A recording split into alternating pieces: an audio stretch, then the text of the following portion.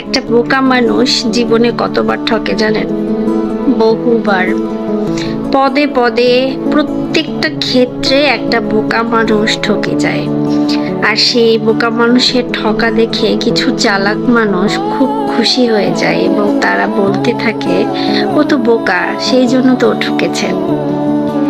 কিন্তু আপনি যদি লক্ষ্য করে দেখেন যে একটা চালাক মানুষের মনের মধ্যে যতটা অশান্তি, হতাশা কাজ করে, একটা বোকা মানুষের জীবনটা কিন্তু অতটা হতাশা হয় না। কারণ তার ভিতরে একটা শান্তি কাজ করে, সেটা হলো যে সে কখনো কাউকে ঠকায়নি।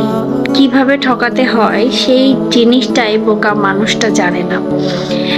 আর যে চালাক মানুষ সে কিন্তু একটা জিনিস খুব ভালো করে জানে যে আমি কোনো একটা মানুষকে ঠকিয়েছি।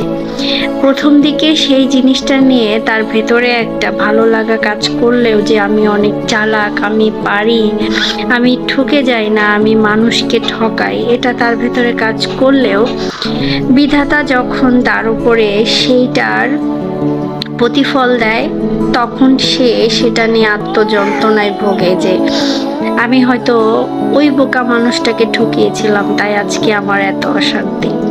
তাই খুব একটা চালাক হওয়ার চেয়ে বোকা থাকাটাই অনেক বেশি ভালো। হ্যাঁ, বোকা হলে হয়তো আপনি ঠকে যাবেন, কিন্তু দিন শেষে আপনি একটা মানসিক শান্তি অনুভব করবেন, যেটা চালাক মানুষ কখনোই অনুভব করতে পারে না, যার কারণে তারা বারবার বোকা মানুষের সাথে চালাকি করে।